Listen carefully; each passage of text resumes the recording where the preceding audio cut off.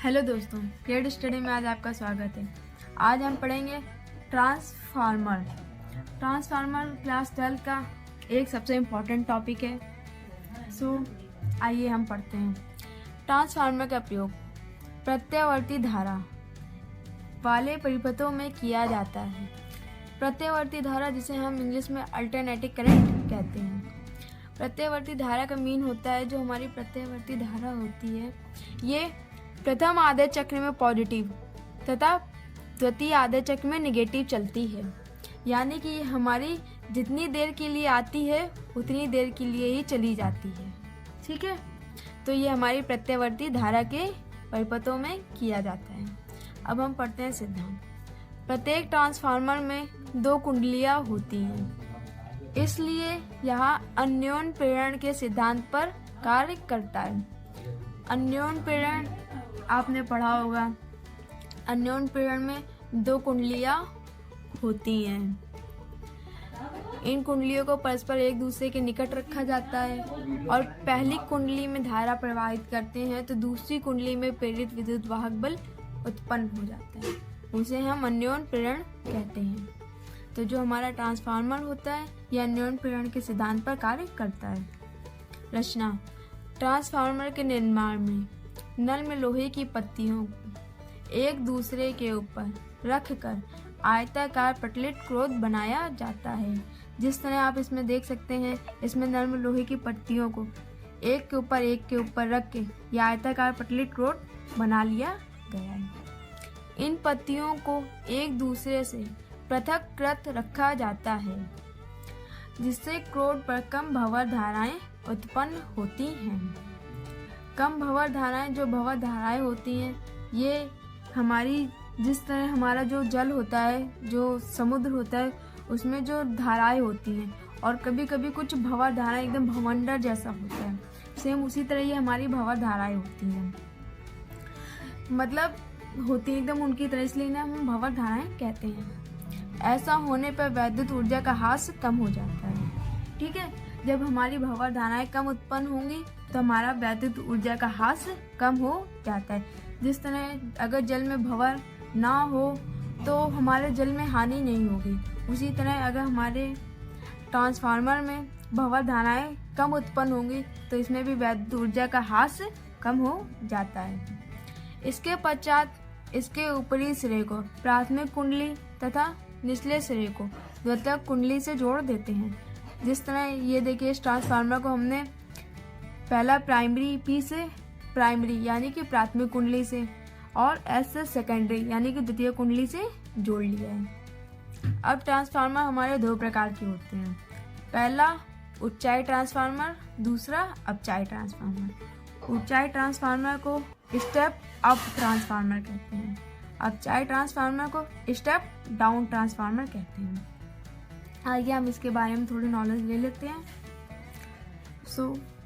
ऊंचाई ट्रांसफार्मर के द्वारा अल्प वोल्टता, ये आपको याद रखना है कि ऊंचाई ट्रांसफार्मर के द्वारा अल्प वोल्टता की उच्च धारा को उच्च वोल्टता की अल्प धारा में बदला जाता है।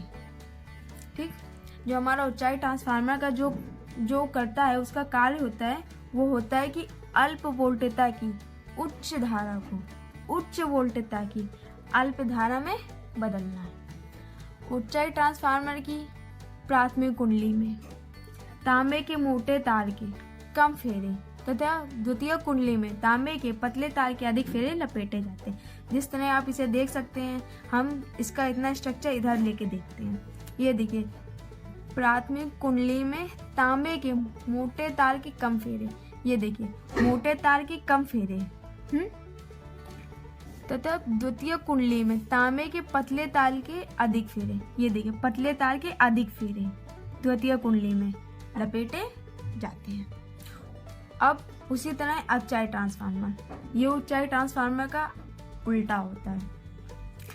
तो ऐसा ट्रांसफार्मर जिसके द्वारा उच्च वोल्टता, अब देखिए ऊंचाई में अल्प वोल्टता और अपचाई में उच्च वोल्टता की अल्प धारा को अल्प वोल्टता की उच्च धारा में बदला जाता है।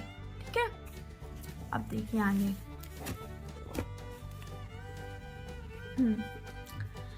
अपचयी ट्रांसफार्मर की प्राथमिक कुंडली में तांबे के पतले तार के अधिक फेरे व द्वितीय कुंडली में तांबे के मोटे तार के कम फेरे लपेटे जाते हैं। ये देखो, P1 पहले कुंडली में तांबे तार के अधिक फेरे और द्वितीय कुंडली में तांबे के तार के कम फेरे लपेटे गए हैं। अब हम इसकी वर्किंग क्रिया विधि पढ़ लेते हैं। तो यदि प्राथमिक कुंडली में फेरों की संख्या Np तथा द्वितीय कुंडली में फेरों की संख्या Ns हो तो फैराडे के प्रथम नियम से, फैराडे का प्रथम नियम आपने पढ़ा होगा कि इसमें प्रेरित विद्युत वाहक dy/dt के संख्याओं मतलब बराबर होता है। ठीक है, तो प्राथमिक कुंडली के लिए तो हमने प्राथमिक यानी कि हमारा प्राइमरी, ठीक है, तो हमने इस प्राइमरी से P लिया EP यानी कि प्राथमिक कुंडली का प्रेरित विद्युत वाहक बल।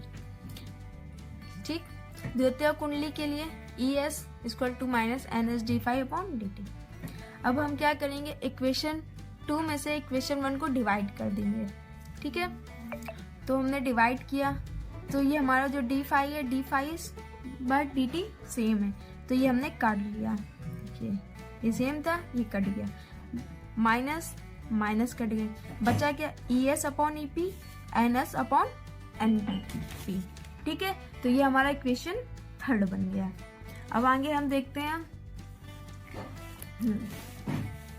ये देखिए, यदि ऊर्जा हाश नगर हो, मतलब जो हमारी ऊर्जा पहले जो था भंवर धाराएं की वजह से कम खर्चा हो रही थी, लेकिन अगर ये कह दे कि ऊर्जा का हाश ही नगर हो, मतलब ऊर्जा खर्च ही ना हो, तो हमारा प्रेरित विद्युत वाहक बल यानी कि E, इसका मतलब होता है विद्युत वाहक बल प्रेरित विभवांतर V के बराबर होता है। क्या होता है हमारा प्रेरित विद्युत वाहक बल E प्रेरित विभवांतर के बराबर होता है।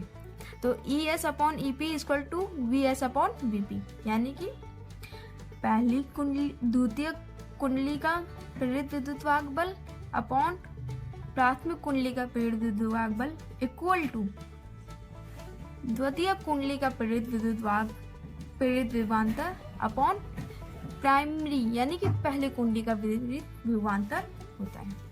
समीकरण 3 व 4 से। ठीक है, इसको हमने 4 इक्वेशन मान ली।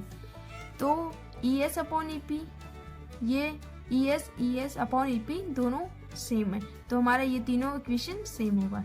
अब ये तीनों इक्वेशन हमारे R के बराबर होगा। जहाँ ये R होता है जो हमारा, ये एक्चुअली बच्चों ये R है, ठीक है, कंफ्यूज मत होइएगा। तो जहाँ ये जो हमारा R है ये परिमन अनुपात है। क्या है? परिरमण अनुपात। अब आपसे अगर ट्रांसफार्मर का कोई क्वेश्चन पूछेगा तो वो आपसे मेन टॉपिक पहले ये पूछेगा कि परिणमन अनुपात बताइए, तो आपको घबराना नहीं है, यही फॉर्मूला आपका लगेगा। ठीक है, यानी कि आपसे ये R पूछा जाएगा। अब हम आपको कुछ नोट्स, कुछ की पॉइंट बताते हैं। ठीक है, तो ये देखिए क्या होता है, ऊंचाई ट्रांसफार्मर के लिए R का मान 1 से अधिक होता है। अब ये R क्या है? परिरमण अनुपात। ठीक है, R का मान 1 से बड़ा होता है और अपचायी ट्रांसफार्मर के लिए R का मान 1 से कम होता है। ठीक है, जो अपचायी ट्रांसफार्मर होता है उसके लिए R का मान 1 से कम होता है। तो ये आपके ऑब्जेक्टिव के लिए दोनों इम्पोर्टेंट है, आप इनको गौर से पढ़ लीजिएगा और एक बार आप देख लीजिए, फिर से स्क्रीनशॉट ले लीजिए आप इसका पूरा अच्छे से देखिए। ठीक, थैंक यू दोस्तों। इसी तरह के और भी वीडियो देखने के लिए आप हमारे चैनल को सब्सक्राइब करें, हमारे वीडियो को लाइक करें और शेयर करें। और भी नए बेहतरीन टॉपिक जानने के लिए आप हमें कमेंट्स करें। थैंक यू दोस्तों।